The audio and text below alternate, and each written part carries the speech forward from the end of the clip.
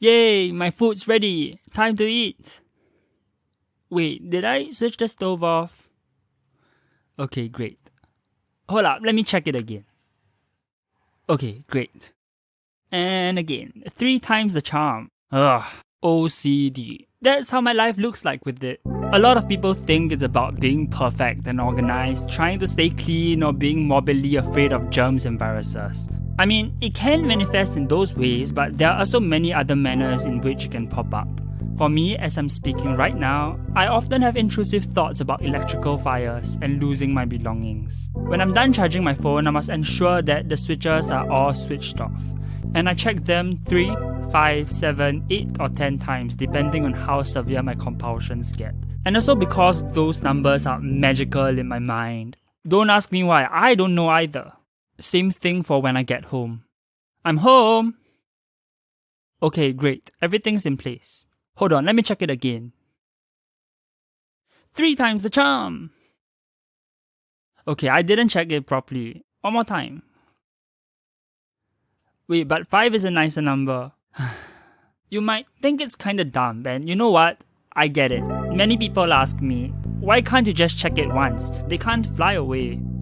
Fair question. But honey, that's not how OCD works. I know that the switch is switched off. I know I didn't lose any belongings. But I just feel like I need to check them again. What if I didn't check it properly? What if my wallet magically disappeared after I checked it?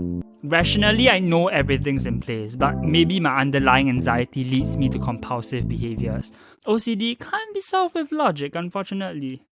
When I was 11 years old, I didn't know what OCD was, but I recall not wanting to shower till right before bed so that I wouldn't get my clean sheets dirty from me getting dirty in the time between showering and sleeping. And I could only poop before I showered because I didn't want my butt to be plagued by poop particles that weren't thoroughly washed off.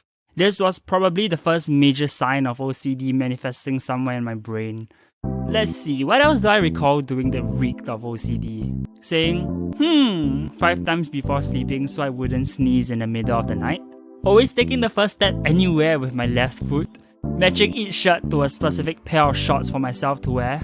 Okay, I still kinda do this now. Come on, you gotta make sure every piece of clothing you have is worn an equal amount of time, man. These were pretty mild though compared to the more severe ones, which I shall not divulge in this video. Come to think of it, my childhood wasn't that carefree, was it? Even after all these, I didn't go to a psychiatrist or even a psychologist for a diagnosis until recently, since I didn't exactly think it was a cause for concern back then.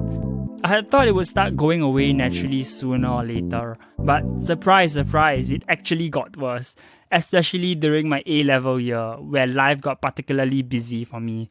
Imagine having to use a totally new pen for each written paper just in case. Yeah, right, in case of a 4th dimensional being drinking up the pen ink 3 minutes before the examination began.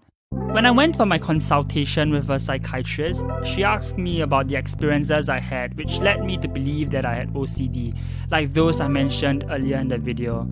She seemed really caring, patient, and understanding, which I'm so grateful for, since at that point of time I had been quite embarrassed about the compulsions I had. I'd heard horror stories about heartless doctors, and a part of me believed I was going to have a similar experience too. At the end of the session, she suggested I take up Exposure Response Prevention Therapy, ERP for short, and prescribed me sertraline, is that how it's pronounced? And if I remember it correctly, which is supposed to increase the serotonin in my brain to alleviate symptoms of OCD. Don't take my word for it though, I'm not entirely sure myself. I haven't taken up any of these yet though because they were pretty expensive since I was considered a private patient then, and I was kinda afraid of the side effects of the medication.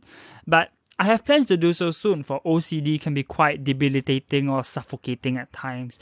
It sometimes feels like my brain is being squished from all sides. Anyway, I just wanted to share my story about my life with OCD with the world.